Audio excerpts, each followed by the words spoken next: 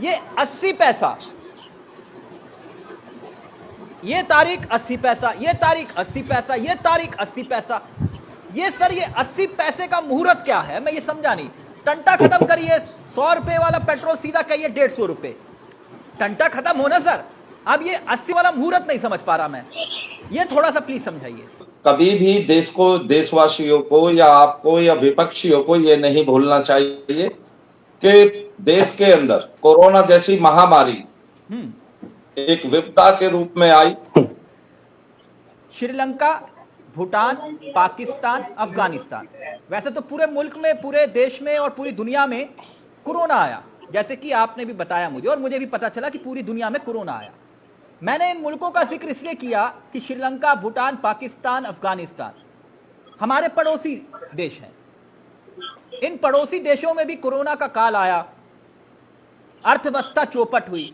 यहां पर petrol diesel के दाम 62 रुपए से 65 रुपए तक हैं, हम 101 रुपया दे रहे हैं। सर ऐसा क्यों? पड़ोस के मुल्क पाकिस्तान में क्या रेट है, जरा वो भी जिक्र कर दीजिए। पाकिस्तान ही क्यों दिखाई देता है आपको? श्रीलंका भी है, भूटान भी है, अफगानिस्तान भी है। पाकिस्तान में क्या रेट है चावला भाई? सबसे ज्यादा सूटेबल होता है पाकिस्तान। वो पाकिस्तान से इतनी मोहब्बत क्यों? छोड़ो पाकिस्तान। पड़ोस के देश में पाकिस्तान में क्या रेट है चावला भाई, जरा वो भी जिक्र कीजिए। सर 62 से 65 रुपए पेट्रोल डीजल के दाम बढ़ रहे हैं, वहां पर भी तो कोरोना आया। मैं ये पूछ रहा हूं सर, देश के अंदर महंगाई होती तो, हाँ महंगाई होती तो, देश महंगाई अगर देश के अंदर होती तो ये 5 राज्यों में से 4 राज्यों में भारतीय जनता पार्टी की प्रचंड जनादेश देश की जनता, प्रदेश की जनता नहीं देती। अच्छा, क्योंकि देश मतलब और प्रदेश की जनता जागरूक है। मैं सिर्फ एक लॉजिकल सवाल पूछ रहा हूं जो आप लोग समझ नहीं पा रहे हैं।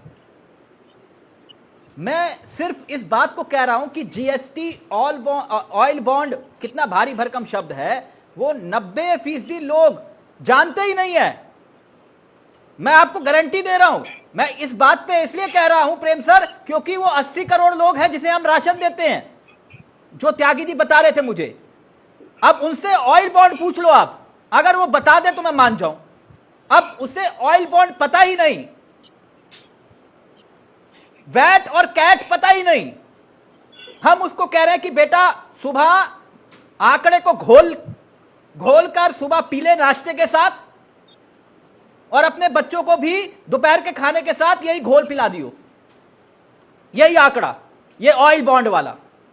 मैं ये कह रहा हूं साहब, उस गरीब आदमी को क्या पता मनमोहन सरकार में क्या था और मोदी सरकार में क्या था। गरीब आदमी तो गरीब पिस रहा है ना साहब। वो 100-200 लोग जो सिर्फ अमीर अमीर रह गए और गरीब गरीब हो गए, अगर ऐसा ना होता तो 80 करोड़ लोगों को आज राशन के लिए कतार में ना खड़ा होना पड़ता।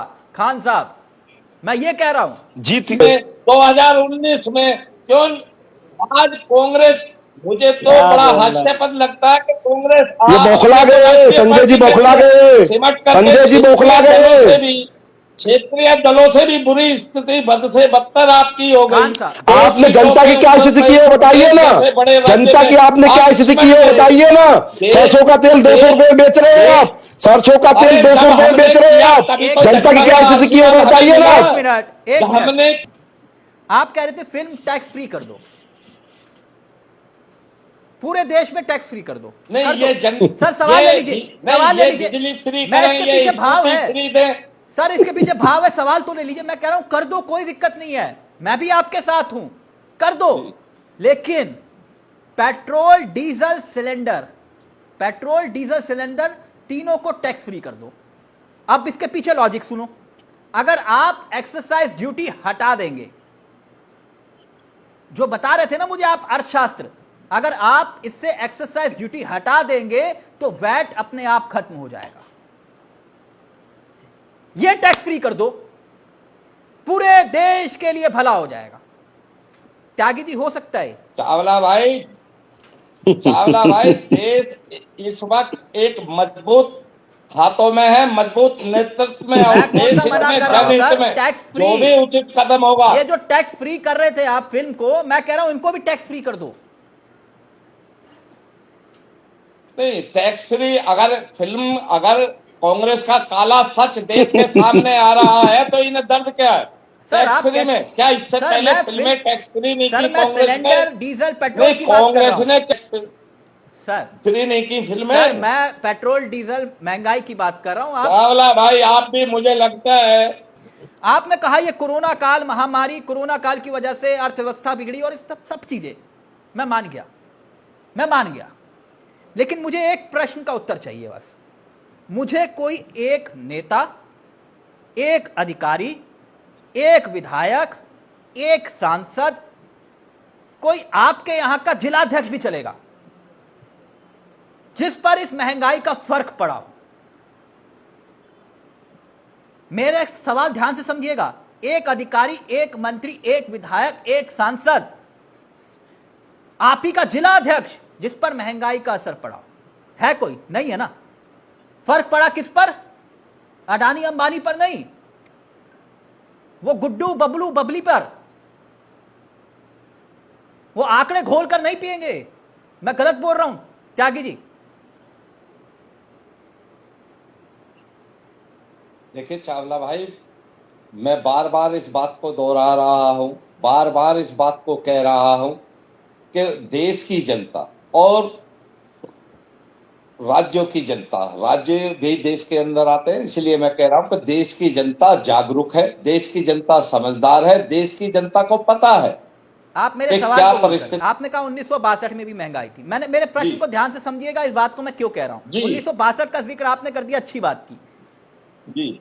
इस देश में, इस दुनिया में दूसरा लाल बहादुर शास्त्री पैदा नहीं हुआ, ना होगा, जिसके कहने से पूरा का पूरा देश एक वक्त का खाना छोड़ दे। समझ रहे मेरी बात? इस पूरे ब्रह्मांड के अंदर दूसरा लाल बहादुर शास्त्री जैसा नेता पैदा नहीं हो सकता कि जिसकी नीयत और नीति पर किसी को संदेह ना हो और उसके एक आह्वान पर एक वक्त का खाना जनता छोड़ दे। मैं ये बात इसलिए कह रहा हूं, आज की स्थिति ये है, मैंने इसलिए आपसे कहा आपका कोई जिला अध्यक्ष, आपका नेता, आपका मंत्री, आपका विधायक, आपका सांसद, आपका अधिकारी जिसके ऊपर कोरोना की मार पड़ी हो, कोई नहीं है।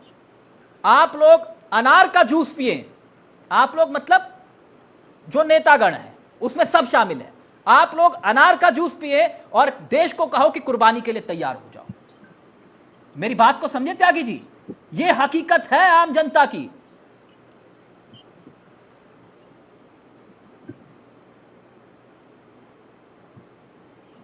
त्यागी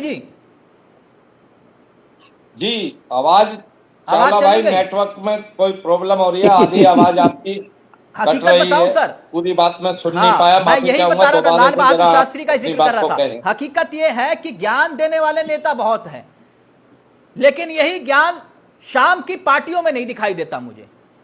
जैसे इंद्र की सभा लगती है ना, वैसे ही नेताओं की सभा लगती है चावला भाई, शाम के वक्त। नेटवर्क में प्रॉब्लम चल रही है, मैं आपको सुन नहीं पा रहा। आप गरीब को समझा रहे हो भैया ऑयल बॉन्ड, पा रही है। गरीब को समझा रहे हो ऑयल बॉन्ड। सर ये ऑयल बॉन्ड घूट कर पिएगा क्या वो? ग्लोबल क्राइसिस, एक क्राइसिस मुझे बता दो जो नेताओं के ऊपर आया हो, अधिकारियों के ऊपर आया हो। सर ऑडियो चला जाता है ऐसे में, मैं जानता हूं, ऑडियो चला गया। जनता को लूट रहे हैं लोग। ग्लोबल क्राइसिस बता रहे हो जनता को, ग्लोबल क्राइसिस। आज तक आपकी आवाज नहीं आ पा रही। त्यागी जी आप 1 घंटे में आवाज चली गई। मुझे एक नेता बता दो, कौन अधिकारी, नेता, मंत्री, संतरी है चावला भाई, क्षमा प्रार्थी हूं, आपकी आवाज मेरे तक नहीं आ पा रही। हाँ यही दिक्कत है। कई नेता होते हैं ना हमारे बड़े बड़े नेता, कहते हैं कितने दूं, वो कहते हैं 2000 करोड़, वो कहते हैं 3000 करोड़ लो। 3000 करोड़ कम है, 4000 करोड़ लो। कम है? पूछते हैं सामने से, कम है? वो कहते हैं हाँ। कह रहे फिर 10,000 करोड़ लो, 10,000 करोड़ लो। तो वो जो गरीब सामने खड़ा हुआ है, वो 80 करोड़ राशन वाला सामने जो खड़ा हुआ है, उसको क्या लगता है? उसको लगता है कि भैया इतना पैसा है देश में, नेताजी आए बोले कितने चाहिए, पूछो, हमने बोला 6, उन्होंने कहा 10 लो। सोचिए कितना पैसा है देश में कि नेताजी ने 6 मांगे, 10 दे दिए। लेकिन चुनाव जीतने के बाद वही अर्थशास्त्र याद आ जाता है सबको। वही तख्ती देखो, ऑयल बॉन्ड गूगल से निकालेंगे, देखो तख्ती बना के, ये ऑयल बॉन्ड साइन हुए थे। अब उसी को समझा रहे जिसको कह रहे थे कितने चाहिए, 6 चाहिए, तू 10 ले। कच्चा तेल भारत आयात करता है, बाहर से आता है, केंद्र सरकार उसकी कीमतें तय नहीं करती। चुनाव से ठीक पहले सर लगभग 4 माह पहले, मैंने सुना नहीं, कौन नहीं तय करता सर कीमतें? मेरी बात सुनिए सर, मैं जो सर जनता हंस रही होगी, कम से कम सर अभी आप अगर मुझे नहीं, आप सुनिए तो सही। आप भी अब आपको पता नहीं ये बीमारी कहां से लग गई विपक्षियों के प्रवक्ता की। अब ये विपक्षी नहीं सुनते हैं, आप भी नहीं सुन रहे हैं। अच्छा, मतलब भाई आप कोई सवाल कर रहे हैं तो कम से कम सुनिए तो सही। चावला भाई, आप एक गैर गंभीर पत्रकार है, तेज तर्रार पत्रकार है, कृपया मुझे या तो 2 मिनट का 5 मिनट का जो आपको उचित लगे वो समय तो दीजिए। Sir please please. जब चुनाव 2014 से पहले बाबा रामदेव जी आजकल हरिद्वार में पीपल के पेड़ के नीचे ठंडी ठंडी हवा ले रहे हैं, ठंडी छांव। 2014 से पहले वही बाबा रामदेव